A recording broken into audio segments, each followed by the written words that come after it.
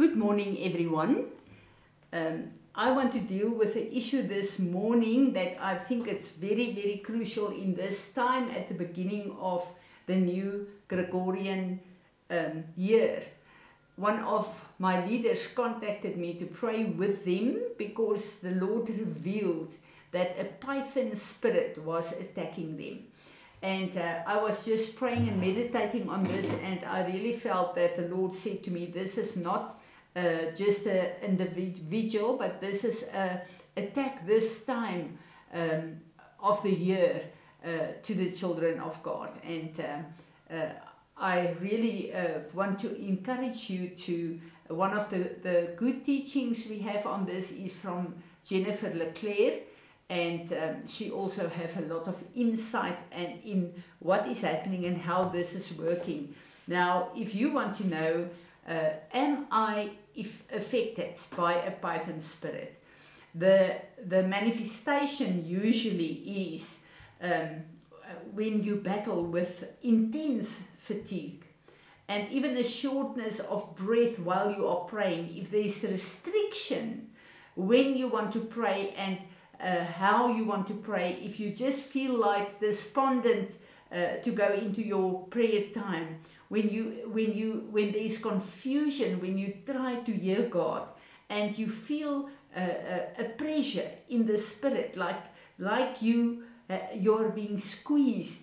This is not just a natural issue. This is not you being tired at the beginning of a new year. This is a python spirit. And the thing is that we need to identify and discern this and to break through. When we look at the scripture in Acts 16 verse 16, where Paul and Silas encountered that slave girl with a spirit of divination. Literally, the word for divination, the spirit is a python spirit in Greek. And we know that she followed them at mimicking their words and twisting the truth and bringing spiritual confusion. Eventually, Paul cast the spirit out. We need to know that this spirit is still working, especially where the prophetic and the word of God is at work. This is a counterfeit of the prophetic spirit. And it wraps itself around us, around ministries and even cities to choke out the breath of God. And we need to understand this spirit mimics the Holy Spirit to release confusion. And this also causes false dreams and deceptive visions and manipulates through counterfeit prophecy. We need to understand that this spirit is at work in the lives of the children of God, in ministries, in churches, because it chokes out prayer in the first place. And it makes it difficult to sing and to speak and even to worship, even to breathe in prayer. We will feel the restriction when we are trying to press into intercession and worship. It suffocates revelation. It clouds our minds and distorts the voice of God, counterfeiting His voice with false impressions. And then it strangles momentum. It blocks our movement forward. We struggle to press through and to break through into certain things.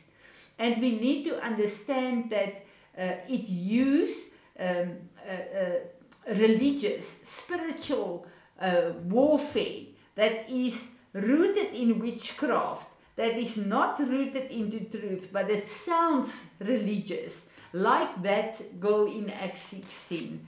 We need to understand that this is how the spirit works. But this is a time now when the Lord gives us the discernment for this. And I want us this morning to stand in the gap.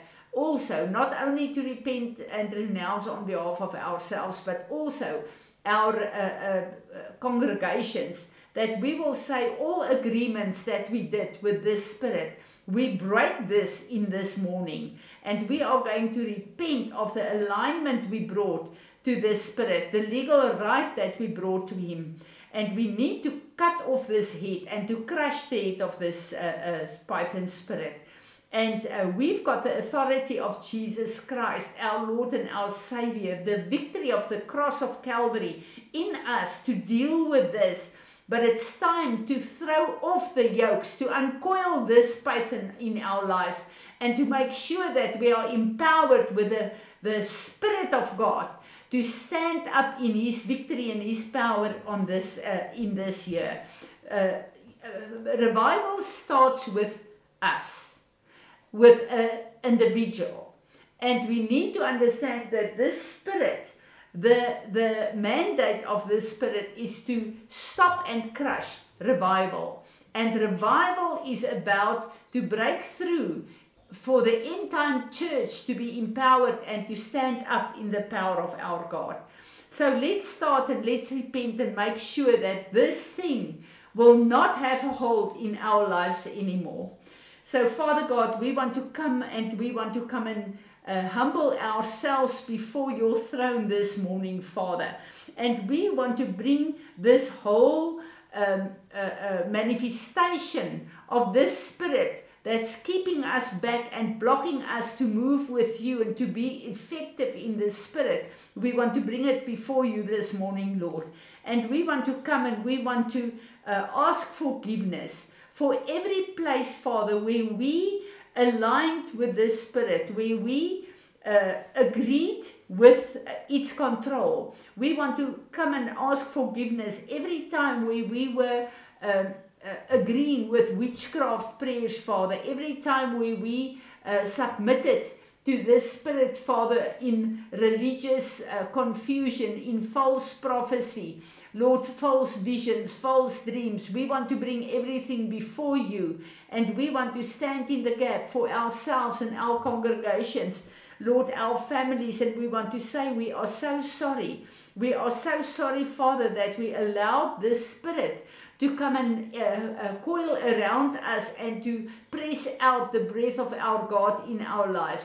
We say no. We cancel all covenants. We cancel all agreements. We stand in the gap, Father, for in our bloodlines, everything we inherited of the false prophetic. Lord, we false worship, witchcraft, we repent of that and we renounce and reject it in this day.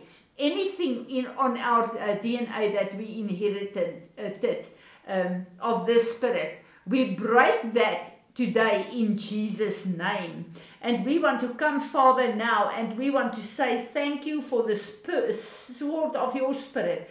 We want to sever the head of this python and uncoil this Spirit from us in Jesus' name. And we want to prophesy and say, the word of my God says in Isaiah 54, no weapon that you have formed against me will prosper any longer. I want to prophesy that. I want to come according to Luke 10 verse 19, and I trample on your head, I crush your head with the authority of Jesus Christ, my Lord and my Savior. And I command you in this day to be severed from me. I command you in this day to leave me. And I evict you and every spirit working with you from my life right now in Jesus' name. Holy Spirit, I pray that you will come now and that you will fill my lungs even, that you will fill me soul, spirit and body, Lord, that you will fill the mandate you have given me on this earth in the calling that you have laid upon my life.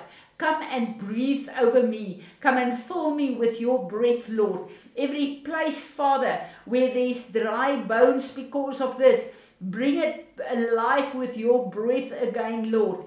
Come and breathe over me, Lord. Come and breathe in and through me, Lord.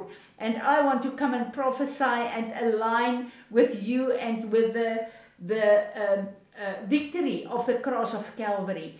Thank you, Lord Jesus, that you conquered and broke every curse. Therefore, come and destroy the yokes of the python spirit that's upon my shoulders. And I want to prophesy and say the only yoke upon me is the yoke of Jesus Christ, my Lord and my Savior. And now, Lord, I want to ask you that you will come and that you will burn with your fire, destroy everything that this Spirit has released to me, imparted to me. Come and destroy it, come and burn it up with your Spirit. Clean me anew with the water of your word, Lord. And I want to come and stand and I want to say, Lord Jesus, thank you for your victory. Thank you that you conquered every spirit on Calvary. And Lord, thank you that I can stand up in the resurrection power of your Spirit today, and that I know that there's a new fresh breath of my God over and in me. And Lord, I pray that you will anoint us to walk the walk that you have called each and every one of us in 2026, Lord, and that we will do it filled with your power, Lord, filled with your Spirit, Lord, to do what you have called us to do in this hour and in this time. We want to be your church in victory. We want to be your bride without spot or wrinkle. Be glorified in and through our lives. Amen.